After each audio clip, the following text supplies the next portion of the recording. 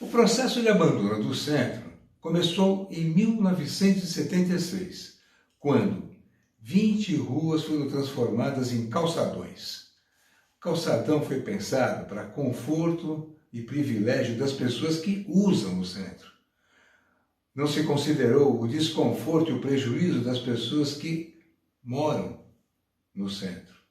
Mas já antes, entre as décadas de 30 e 40, as camadas de alta renda se mudaram para o então chamado Centro Novo, Avenida São Luís, Praça da República e em torno, e futuramente também em Higienópolis. Muitos prédios foram adaptados para escritórios, mas outros tantos permaneceram vazios. Sem manutenção e com impostos em atraso, muitos foram tomados pelo poder público, mas só alguns foram transformados em repartições públicas. Até o final do século passado, escritórios de advocacia e de contabilidade eram praticamente obrigados a se instalar no centro.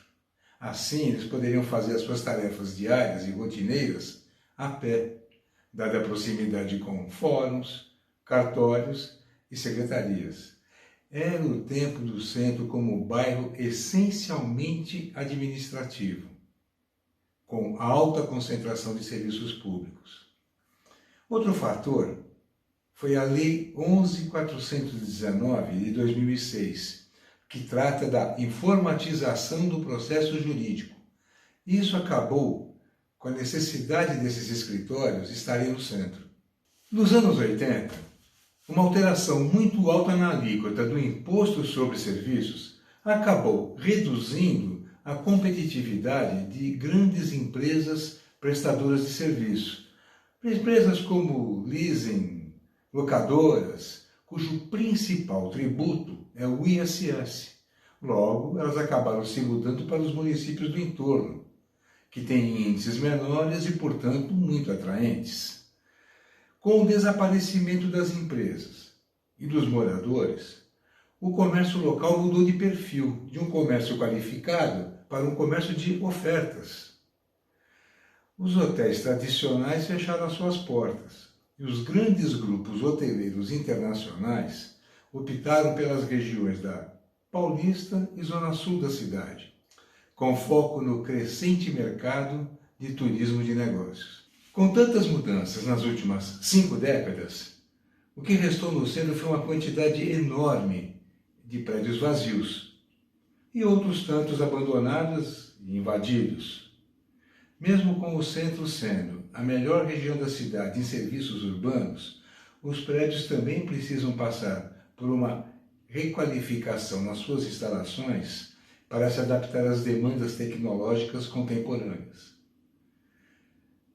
Há muitas soluções para reverter esse quadro, e muitas delas representam um mercado gigante, a ser explorado inclusive na retomada da economia, no pós-pandemia. Um bom modelo está no Recife, na região central, onde ficava o porto da cidade. Com a mudança das operações portuárias para Suape, a 40 quilômetros, o centro ficou abandonado e entrou num processo de degradação ainda mais grave do que o nosso centro.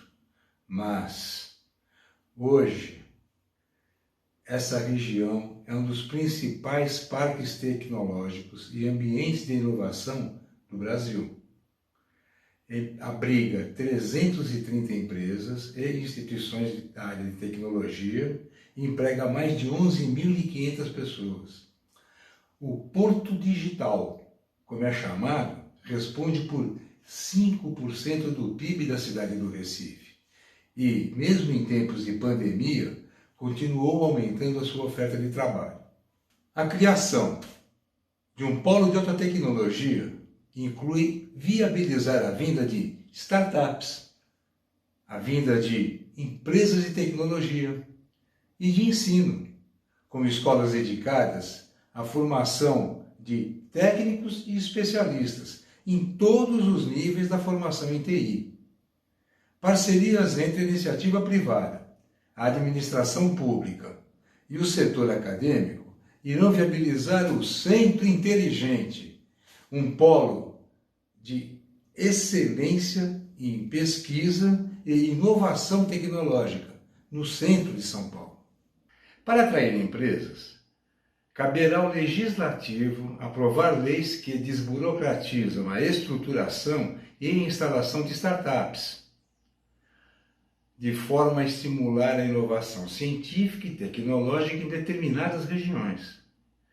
Foi o que aconteceu, por exemplo, no Distrito Federal, com a aprovação do projeto de lei, o 0039 de 2019, de autoria da deputada Júlia Lucy, do Partido Novo. São as conhecidas Regulatory Sandbox, que se originaram no Reino Unido. O Estado de São Paulo concentra 1/3 de todas as empresas de tecnologia do Brasil. E 70% dessas empresas estão aqui, na cidade de São Paulo. Não à toa, 22% dos empregos formais da área de TI de todo o Brasil estão aqui, estão na cidade de São Paulo, com a instalação de escolas técnicas, cursos superiores de informática e um centro de pesquisas tecnológicas. O Centro Inteligente passará a ser o principal formador de mão de obra especializada na área de TI. Uma inspiração, a Índia. Hoje, o maior fornecedor mundial de software. Isso começou após a instalação de uma rede de escolas de informática dedicadas a pessoas com poucos conhecimentos técnicos. Tirou milhões de pessoas da pobreza e hoje formados estão empregados em empresas globais. Resumindo, com a reurbanização das vias públicas, com a chegada de grandes empresas e com o aumento da oferta de bons empregos, o centro será muito atraente para a chegada de novos moradores. Nesse cenário, um comércio de bairro qualificado surgirá espontaneamente.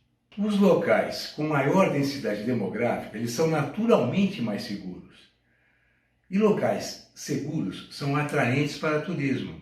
Eles incentivam a abertura de novos hotéis, incentivam a instalação de serviços de moradia compartilhada, transporte sob demanda, serviços de streaming, a instalação de internet rápida, a criação de novos espaços culturais, de bares, de cafés, de restaurantes. É a cidade com vida, 24 horas.